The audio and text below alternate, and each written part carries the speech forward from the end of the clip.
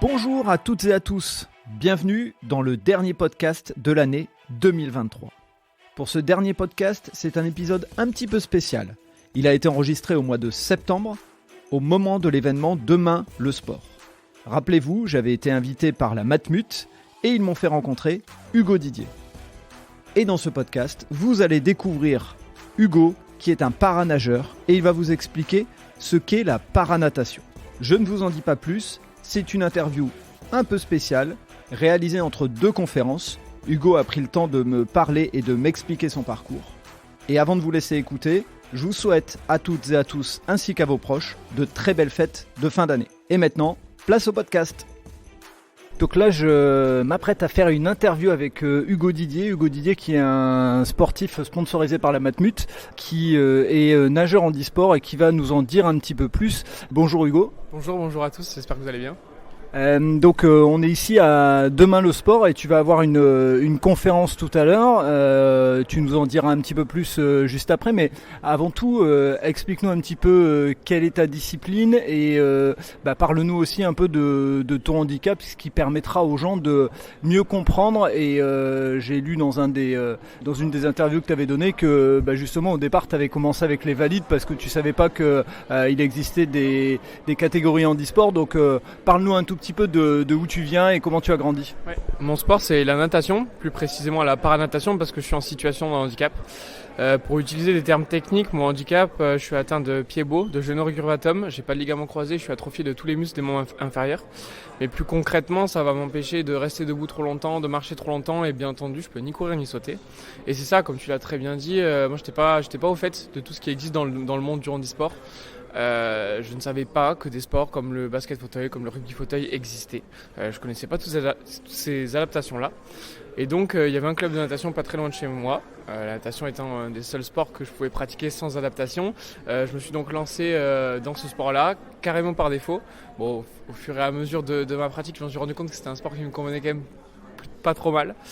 Et j'ai commencé le handisport assez tard, même très tard par rapport aux autres, en 2015. J'ai rencontré par hasard une jeune fille en vacances qui était amputée, qui faisait de la natation handisport et qui m'a dit que si ce handicap-là me permettait de participer à des compétitions paralympiques. Et c'est donc suite à cette rencontre où j'ai décidé, non sans crainte, mais où j'ai décidé de me lancer dans le handisport et dans la pratique sportive de haut niveau. Et donc, juste pour nous préciser, quand tu allais à l'école, au niveau du sport, quand il y avait du sport à l'école et autres, comment ça se passait pour toi ? J'ai jamais fait le sport à l'école, tout simplement parce que il n'était pas adapté à ma pratique. J'avais eu un enseignant en 6e qui était extrêmement conciliant avec ça et on avait essayé de trouver quelques adaptations parce que c'était aussi le début de ma scolarité en collège-lycée et j'avais envie de faire comme tout le monde, tout simplement. On avait essayé de trouver quelques adaptations, donc j'ai fait un trimestre d'escalade, je crois, un trimestre de danse ou d'acrosport. Et ça s'est arrêté là parce que mine de rien les autres sports n'étaient absolument pas adaptables, le matériel n'étant pas disponible. Et puis d'un autre côté, je pouvais rien faire avec mon handicap. Et de l'autre, ça m'arrangeait pas trop mal aussi en vue de ma pratique sportive. Je nageais déjà tous les jours, j'avais pas forcément envie de me rajouter d'autres contraintes sportives. Pour autant, ça serait carrément intéressant, voire primordial, de pouvoir adapter le sport en milieu scolaire. C'est quelque chose dont on parle très peu parce qu'il y a peut-être pas forcément pour des raisons économiques, des raisons de volonté aussi, je n'en sais rien. Pour autant, c'est vrai que pour un enfant en situation de handicap, pouvoir faire du sport avec tous ses copains valides, ça peut être vraiment essentiel, quoi. Oui, j'avais envie de dire, toi tu avais la chance entre guillemets de faire de la natation, mais peut-être qu'il y a d'autres enfants qui avaient un handicap pour qui c'était pas le cas. Est-ce que tu peux nous parler un petit peu de, vu que tu es arrivé un peu sur le tard dans le handisport natation, comment s'est passée ton évolution et comment t'en es arrivé à faire les championnats du monde, à faire les Jeux Olympiques de Tokyo ? Une fois que j'ai eu la chance de rentrer dans le handisport, j'ai eu l'occasion de faire des compétitions internationales très rapidement. Je suis rentré dans le handisport en 2015 et la même année j'ai fait ma première compétition internationale jeune, les Jeux européens de la jeunesse en Croatie, qui restera un excellent souvenir. Et 2 ans plus tard, j'ai eu la chance de faire mes premiers championnats du monde senior où j'ai eu une médaille d'or.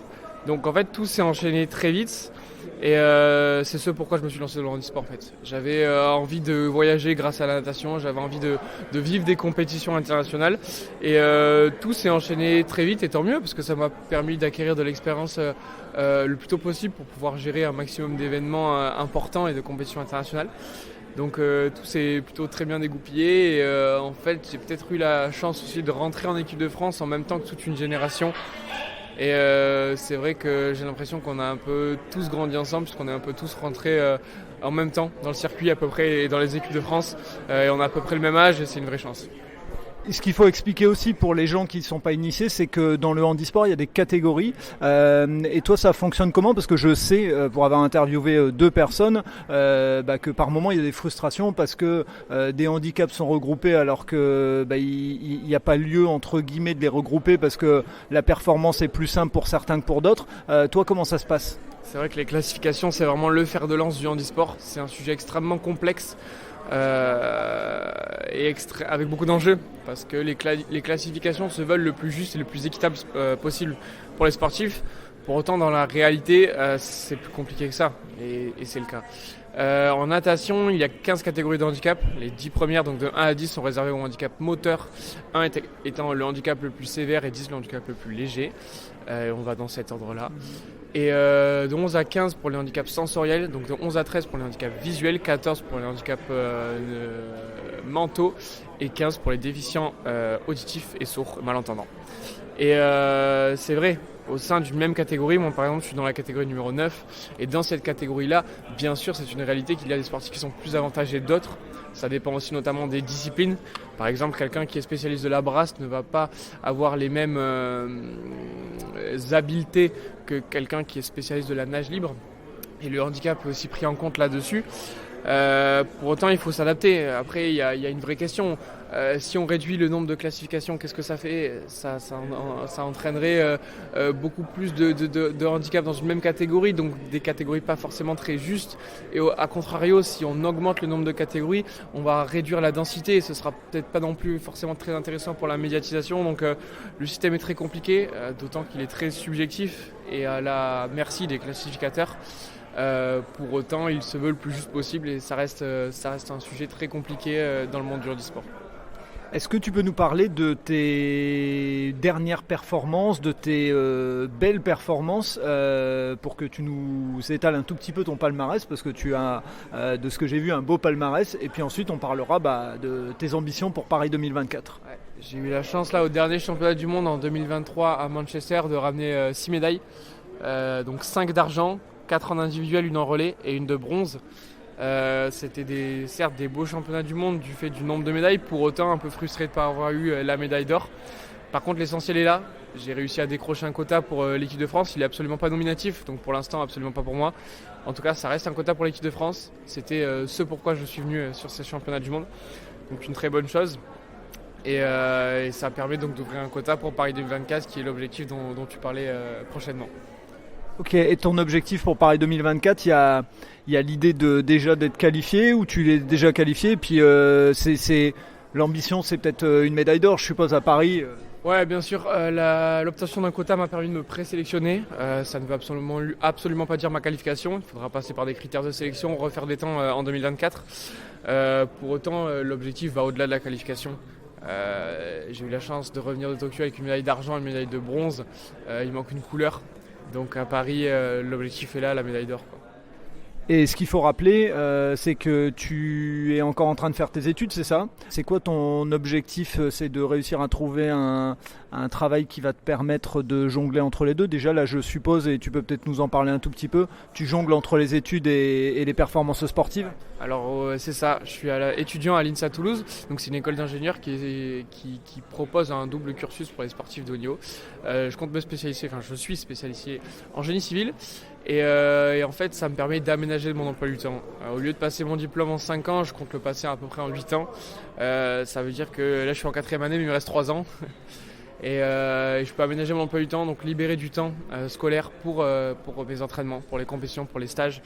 Et c'est essentiel parce que sinon je ne pourrais pas faire les deux. Et moi, j'ai besoin de cet équilibre-là. J'avais besoin de continuer à la fois les études, à la fois le sport de haut niveau parce que j'en avais envie pour mon équilibre. Et du coup, je suis encore loin du monde du travail. Je n'y serai pas avant Paris, c'est sûr. Est-ce que j'y serai avant Los Angeles? C'est même pas évident si j'ai le souhait de faire Los Angeles. Donc c'est encore un peu loin pour moi tout ça, le monde du travail, mais j'espère que si je suis amené à continuer ma carrière en même temps que de rentrer dans la vie professionnelle, j'espère trouver un emploi qui me permettra de faire les deux, bien sûr. Et puis de toute façon, tu vas avoir des stages, donc il va falloir aussi que tu arrives à trouver des entreprises qui ont l'esprit un peu ouvert et qui te laissent du temps. Oui, c'est ça. C'est un vrai challenge parce que c'est vrai que sportif de haut niveau, c'est une activité qui nous prend quand même la majorité de notre temps. Donc il va falloir trouver des entreprises qui sont extrêmement ouvertes sur le domaine du sport du haut niveau. Peut-être que je me fais des illusions, mais j'ai l'impression que ça existe parce qu'il y a des valeurs qui sont quand même communes de par la persévérance, le dépassement de soi, l'esprit d'équipe. Je trouve qu'il y a des valeurs entre le sport et le monde de l'entreprise qui sont assez communes et on le voit, certaines entreprises, notamment avec la MGFI du groupe Matmut, qui ont des valeurs très proches avec celles des sportifs et qui soutiennent les sportifs. Donc moi c'est pas forcément mon secteur d'activité, je vise plutôt le génie civil, mais je pense que ça existe et j'espère que ça pourrait être possible. Pour terminer, s'il y a un jeune qui nous écoute, qui est en situation de handicap et qui peut-être pense que le sport c'est pas pour lui, peut-être pense que le sport n'est pas adapté à son handicap, qu'est-ce que tu aurais envie de lui dire ? Qu'il ne faut pas hésiter à se lancer. Moi j'avais beaucoup d'appréhension à me lancer, je me demandais est-ce que j'ai des comportements spéciaux à adapter envers les personnes en situation de handicap. J'étais pas forcément au fait de tous ces comportements-là, j'en avais très peur. Et au final je me suis extrêmement rapidement rendu compte que un athlète en situation de handicap, c'est un athlète avant d'être une personne en situation de handicap. Et j'ai rencontré des personnes incroyables, j'ai vécu des moments merveilleux et j'ai fait des voyages que je n'avais jamais osé imaginer. Donc je lui dirais de ne pas avoir de crainte, pas avoir de peur, parce que on a le droit d'en avoir, mais je te promets qu'elles seront vite balayées. Voilà. Merci beaucoup Hugo et au plaisir d'aller suivre ta conférence cet après-midi. Merci à toi, c'est gentil et puis à bientôt. Et voilà, c'est le coup de sifflet final, fin de l'épisode. J'espère que vous avez apprécié cet échange et pour en savoir plus, rendez-vous sur les notes du podcast. Si vous avez aimé cet épisode, n'hésitez pas à vous abonner et surtout à laisser un commentaire et une note sur Apple Podcast ou mettez 5 étoiles sur Spotify, ça aide à faire connaître le podcast. Vous aimez les podcasts ? Découvrez Allez Vas-y, notre podcast qui met en avant les personnes qui passent à l'action. Et n'oubliez pas, allez jeter un œil sur notre nouveau projet, Votre Histoire est un cadeau, sur Instagram ou Facebook. Je vous donne rendez-vous vendredi matin pour un prochain épisode de Tout un sport et à très vite sur nos réseaux sociaux.